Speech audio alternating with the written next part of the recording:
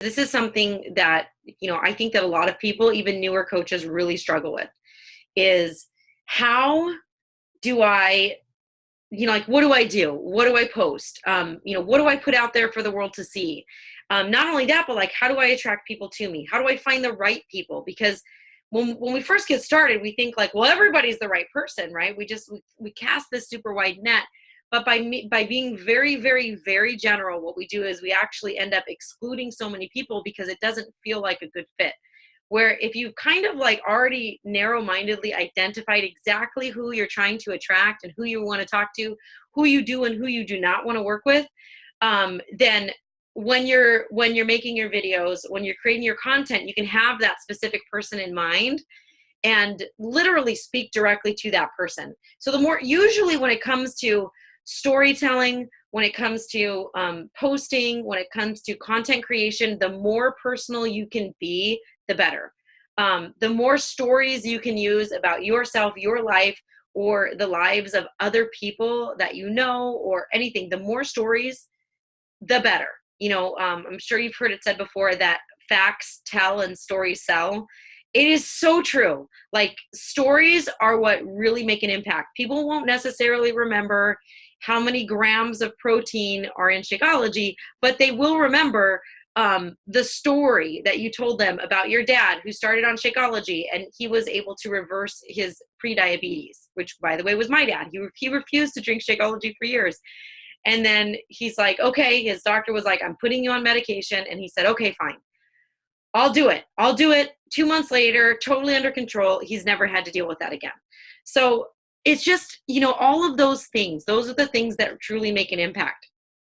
So when you're creating your content, because when you first, I do this all the time too. So it's not when you're first getting started as a coach, but you do need to know these things because these are the things that I didn't know. Nobody taught me.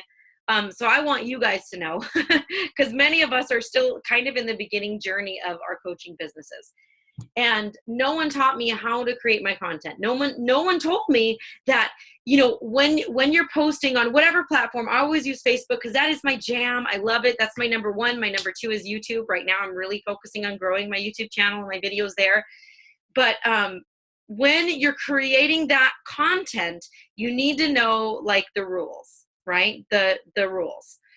80% of what you put out there for everybody to see should not be about Beachbody, should not be about anything to do with a sale or getting, anything to do with your bottom line. You want people to get to know who you are because the only way that they're going to know if they want to work with you is by getting a glimpse of who you are. So 80% has to be like that. And we're like, well, Holly, how do I do that? So what I like to teach people to do is, if you're throwing 1 or 2 posts out there a day, that's okay. But if you could get to 5 posts a day, that's going to really generate some more traction for you, right? So you're going to get some more visibility. So if you can get up to 5 posts a day, great. And it makes this equation work out better too.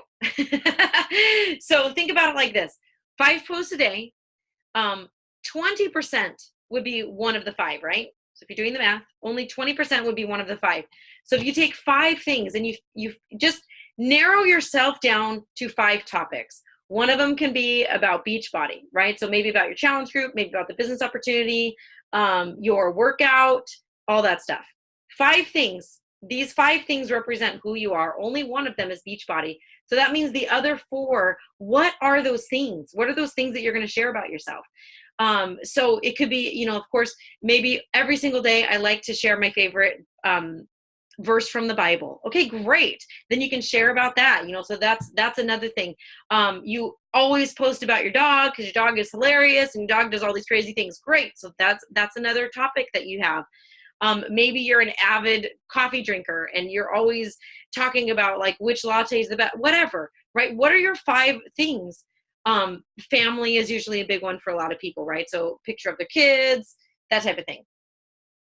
And always when you create it, not just like, oh my God, I need to post something. Oh, quick, I need to post something. But like create it with the intent, with the thing in mind of what am I going to share today to that one specific person that I'm trying to attract to me, right?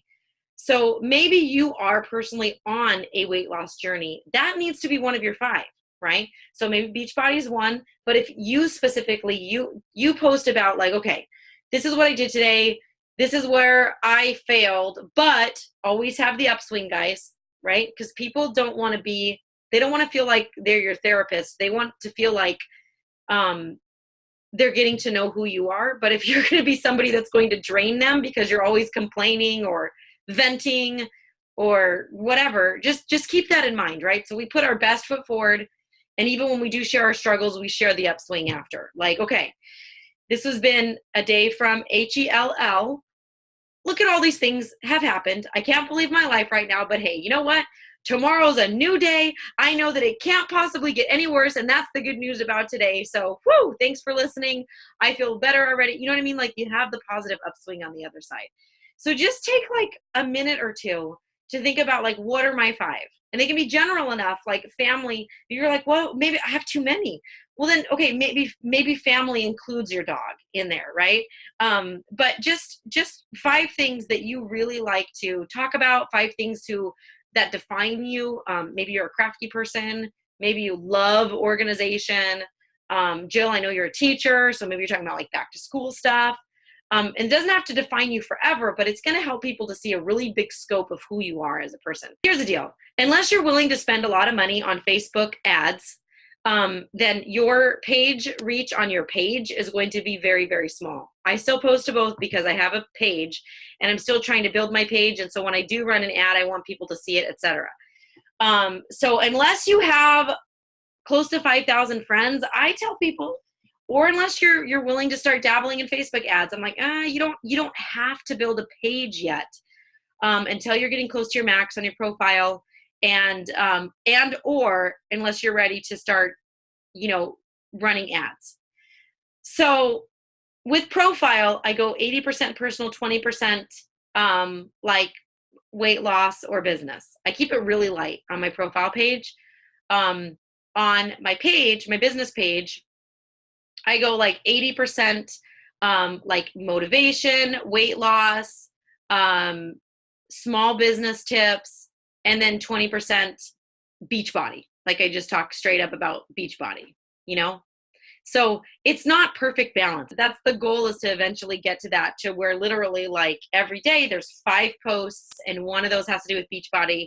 And then the other ones have to do with like faith and family and motivation, faith, family, motivation, and then small business development. And then of course, Beachbody. So those are my 5 for my business, So it's very similar, but it's different. Because on my page, I speak more so from like authority, like here's the things that have happened, testimonials and things like that. So it's just a little different. And that tip was from Mari Smith. Mari Smith is a Facebook ad queen, Facebook queen. So she's got some really good stuff if you ever want to look her up on how to run that.